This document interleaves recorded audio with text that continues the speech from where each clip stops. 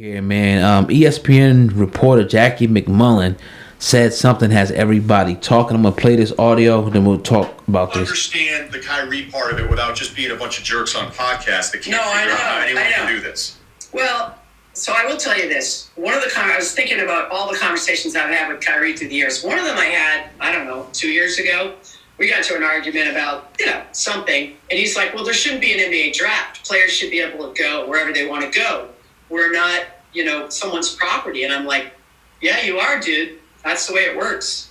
That's why you get paid all these millions. And so I really think in Kyrie's mind, I think the effects of the Capitol, I think the effects of the Jacob Blake shooting, I genuinely believe those things affected him. They bothered him. He felt like we are not putting importance where it belongs. These things are more important. I really believe that. Understand the Kyrie part of it. So we get the context there, of what she said and even what she didn't say.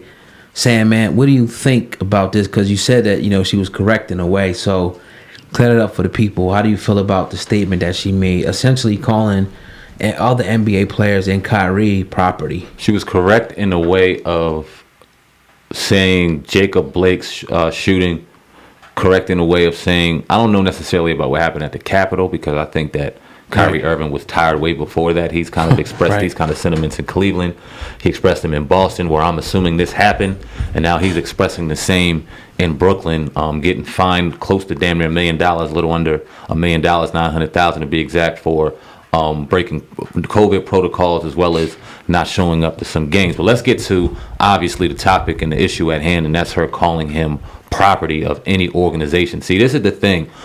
And I'm not going to sit here and jump off the roof and say that she's a racist or anything like that, but I will say that there's a certain arrogance that come with these people in these organizations or people that deal with sports, where they think because people give millions and millions of dollars for a person in athlete's services, that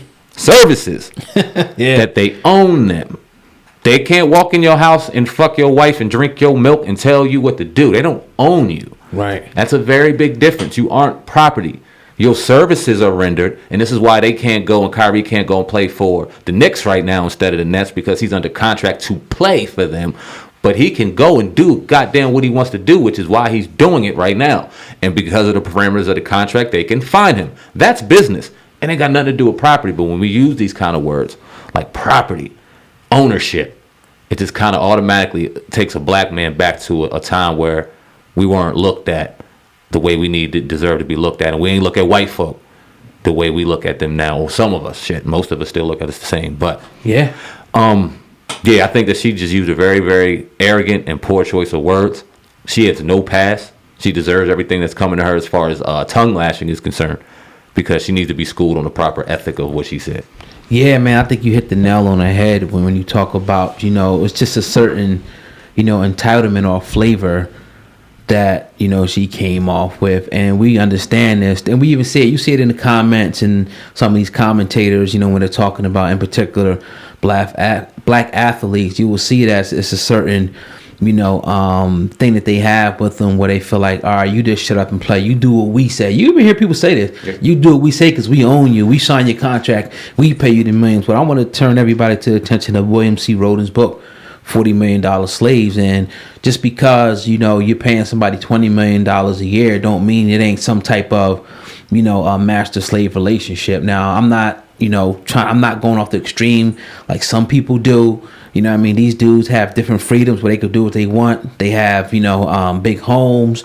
Look at people like LeBron that are outspoken. So tide is definitely changing. But I think that when you try to, when you look at an institution that we don't have ownership in and we need a majority of it, it's a problem with that. And it goes to the mindset of the lack of owners in the NBA, black owners, I have to say, the lack of owners, NFL. It's like, yeah, you can stay down here and play for us and give us your services, but when you talk about trying to own something and take over something, nah, we need to keep you, in your place. So it's definitely a control mechanism, a control mindset that goes into all this. And I think that she exposed that in her psyche, in her subconscious psyche, with this comment.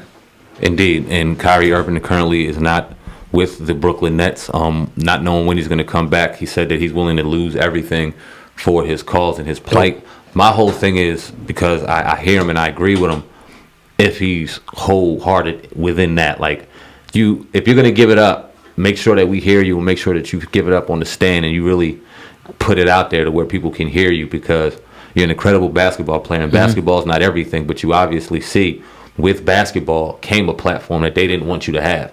So you getting out of the NBA and just silencing yourself doesn't do any justice either. So I'm hoping that an intelligent brother, Duke graduate, no, he didn't graduate from Duke, but he went to Duke, very, very intelligent brother, that he, oh, damn, man, you know what I mean, yeah, finds the right way and does the right thing, man. So